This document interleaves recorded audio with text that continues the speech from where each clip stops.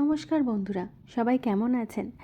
শীতকাল তো নানা রকম সবজিপাতি তো খুবই অ্যাভেলেবেল। আজ একদম নিরামিষভাবে বাড়িতে যেটুকু যা সবজি ছিল সব মিলিয়ে বানিয়েছিলাম মিক্সড ভেজ। রেস্টুরেন্টের স্বাদ কথা বলবো না, তবে ঘরোয়া স্বাদে খেতে ছিল দুর্দান্ত।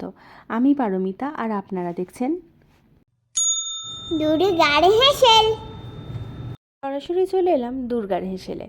আমি এখানে কড়াতে আগেই একটু সাদা তেল গরম হতে দিয়েছিলাম, তার মধ্যে ডুমো ডুমো করে কেটে রাখা বেগুন দিয়ে দিলাম। বেগুনগুলো ভালো করে ভাজা হয়ে যাবার পর, না মানে পুরো সেদ্ধ হয়ে গেছে এটা বলবো না, তবে লালচে হয়ে গেছে, বেগুনগুলোকে ভেজে নিয়ে তুলে নিলাম।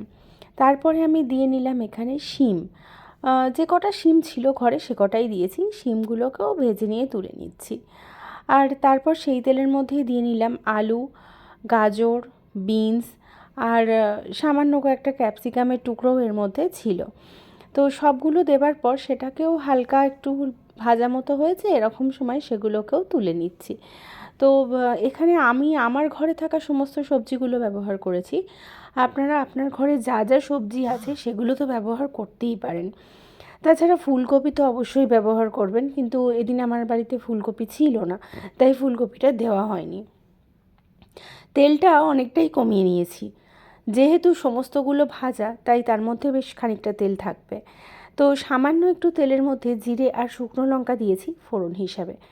এরপর এখানে একটা মশলা বাটা মশলা অ্যাড করে দিচ্ছি। তার মধ্যে আছে হচ্ছে আদা, কাঁচা লঙ্কা আর ওই 4-5টা কাজু আর 2-3 চামচ মতো হচ্ছে চারমগজ আর একটা টমেটো। সবটা অল্প জল দিয়ে মিহি করে বেটে নিয়েছিলাম। আর টমেটো একটাই ছিল, সেখানে কাজু টাজু আছে বলে টমেটোর রঙটা মানে বেশ লালচে মতো কিন্তু হয়ে আসেনি। সামান্য একটু জল দিয়ে মিক্সির বাটিটা ধুয়ে সেটাও দিয়ে নিয়েছি।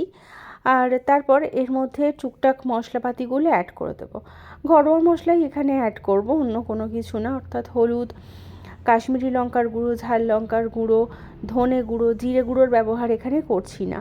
নুন, সামান্য চিনি আর একটু কাসৌরি মেথি। তো সব কিছুটা এখানে অ্যাড করার পর মশলাটাকে খুব ভালো করে কষিয়ে নিতে হবে। আর ঝাল ডালগুলো নিজের মতো অ্যাডজাস্ট করে নিতে হবে, কারণ ওখানে কাঁচা লঙ্কা বাটাও দিয়েছিলাম, তারপর সামান্য আবার একটু শুকনো লঙ্কার গুঁড়োও দিয়েছি। ঝালটা নিজের পছন্দ মতো দেবেন। আর মিক্সড ভেজ এমনিতে তো খুব একটা ঝাল ঝাল খায় না। আচ্ছা, আর এখানে টমেটোর বদলে কিন্তু টক দইয়ের ব্যবহারও করা যেতে পারে। তো সমস্ত মশলাটা ভালো করে কষানো হলে আমি যে ভেজে রাখা সবজিগুলো আছে সেগুলো এখানে অ্যাড করে দেব। তো এখানে যেহেতু খুব অল্প তেলে রান্নাটা শুরু করেছি, তাই এমন হবে না যে মশলাটা কষা হলে সেটা থেকে তেল ছাড়বে।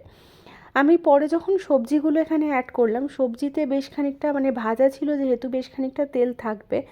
তো সব মিলিয়ে তরকারিটা মোটামুটি ভালোই হয়েছিল। কারণ যেটা কথা সেটা হচ্ছে যে আমরা আজকে রেস্টুরেন্টের মতো করে কিছু বানাতে চাইছি না।